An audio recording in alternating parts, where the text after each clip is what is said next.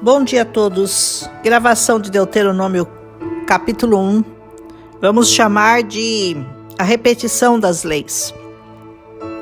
Quinto livro da Bíblia, composto por 34 capítulos. Deuteronômio é também o quinto livro da Torá. O título deriva-se do primeiro versículo, Ele a Devarim, ou Estas são as palavras que Moisés falou. O título em português deriva-se do grego, que significa segunda lei. O livro se divide em 3 sermões, feitos por Moisés nas planícies de Moabe, pouco antes da entrada na Terra Prometida. O primeiro capítulo recapitula os 40 anos vagando pelo deserto. O segundo sermão lembra as necessidades dos israelitas deles serem monoteístas, ou seja, obedecerem somente ao seu único Deus. E o terceiro sermão oferece um consolo, de que mesmo Israel sendo infiel, ainda poderia ser restaurado através do arrependimento. Um dos mais importantes versículos da Bíblia, conhecido como Shema Israel, está aqui, em Deuteronômio, e que se tornou a afirmação definitiva da identidade judaica, que é: Ouve, ó Israel, Yahvé, nosso Deus, é o único Deus, que está lá em Deuteronômio 6:4. Esse versículo e o seguinte, amarás, pois, ó Yahvé, teu Deus, de todo o teu coração, e de toda a tua alma, e de todas as tuas forças, foram citados por Jesus em Marcos 12:28, como parte do grande mandamento.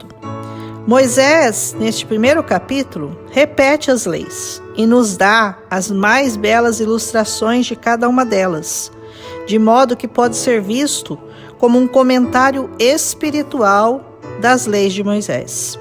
Moisés prepara aqui a nova geração de Israel para viver em Canaã. Para quem pretende morar na Canaã celestial como nós, este livro é fundamental para entendermos os princípios que visam nos preparar para o céu, aprendendo a não cometer os mesmos erros de nossos pais e aprender com os acertos deles. Moisés começa esse primeiro capítulo lembrando ao povo da estadia deles em Horebe, onde eles receberam a lei, e depois em Cades Barneia, onde os espias foram enviados para espiar a terra e trazer relatórios sobre ela. Moisés relembra-os de como a incredulidade deles desagradou ao Senhor e como não herdaram a terra por causa disso. Depois, dá a eles a extensão da terra que o Senhor daria, uma terra grande, como são os planos de Deus para nós. Mas esses planos maravilhosos e tremendos só são conquistados pela fé e por meio de esforço para a conquista.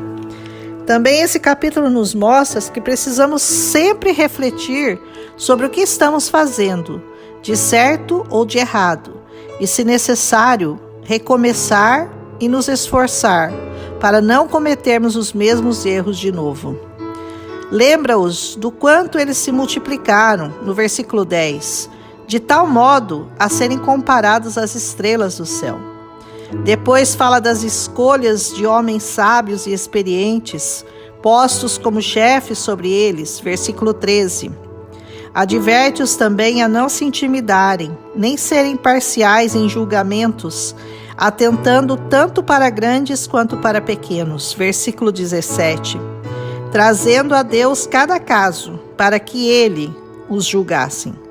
Depois, o pecado dos espias, enviados para observarem a terra, mas sem fé suficiente para crer que Deus a daria a eles. Versículo 28. E depois uma promessa linda no versículo 30. O Senhor, o seu Deus, que está indo à frente de vocês, lutará por vocês, diante dos seus próprios olhos, como fez no Egito.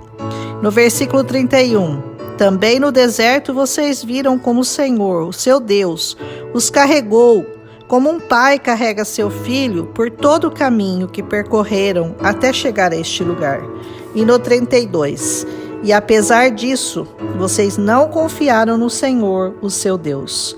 Por causa de vocês, o Senhor irou-se contra mim e me disse: você também não entrará na terra.